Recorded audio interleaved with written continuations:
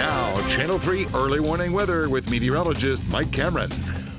Well, we have had a wet period that happened yesterday. Now the wetness is still on the ground, and with temperatures at or below freezing in many areas, the problem is perhaps some patchy ice, especially on some of those side streets. So be aware of that. And I think a couple of our weather watchers actually said DOT has been out, maybe salting some of those side streets. So it may not be the easiest of mornings in that way. And so when you're out there and you're looking at your sidewalk and you got the light on the house, if you see some of that crystally looking stuff, that's the ice.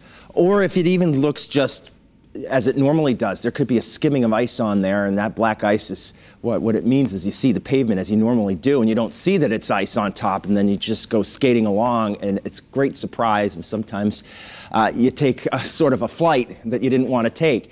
But you can see how we do have temperatures running in the 20s. Hartford's at 29, Meridian's at 28. We have low 30s in northwestern Connecticut, northeastern Connecticut. We got 32 to 34 between Putnam and Willimantic. Along the shoreline, not quite as bad with temperatures in the mid to upper 30s. But you've got to remember, we take our temperature at about this level here. Temperatures can actually get colder down near the ground. And so even though you might have a 34 or 35 on the thermometer, the ground might be cold enough to support ice. So keep that in mind. The other thing is there's some moisture in the air. One way you can read that is with the relative humidity, and especially when they're up in the 90s and upper 80s, there's enough moisture in the air that can aid in maybe just putting a little bit more of a skimming of ice on top of what's already there. You have a thicker dew that would happen if it wasn't freezing, and then that freezes and creates that like frosty stuff. And so that too creates some iciness. So be careful about that. As the day goes on, it's going to be windy, and we'll see temperatures going into the 40s. Then in the evening, that's when it starts to turn colder. There's a cold front sitting up here. You can see evidence of that with these showers you're seeing through the St. Lawrence Seaway and up through northern Vermont and New Hampshire.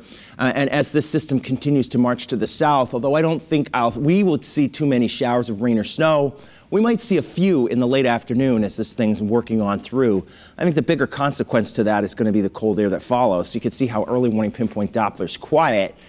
So let's take a look at that whole notion with our futurecast tomorrow's weather today. You can see how through noon it's just variably cloudy, and then going into the afternoon. See, there are these showers I'm talking about. This is about 3 o'clock in the afternoon.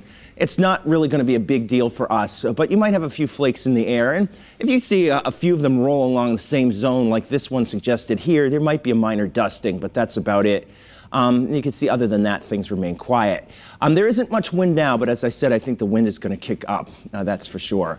So we are expecting to see conditions changing around here. First, it being windy, temperatures running in the upper 30s to mid 40s, and then that isolated flurry as we head towards the late afternoon. It'll be much colder tonight with low temperatures anywhere from 15 to 24. And then tomorrow will be colder too. Despite there being partly sunny skies, we'll see high temperatures tomorrow going into the low 30s. That's it.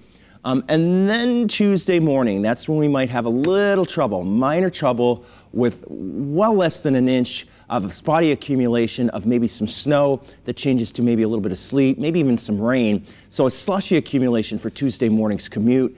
It would not cancel school or anything like that, but it just might cause some minor aggravations for some of us as some of the roads, especially the side roads, might be a little bit slippery. Although I have to say that if there is some pre-treatment, it's probably going to work pretty well on whatever comes on Tuesday morning.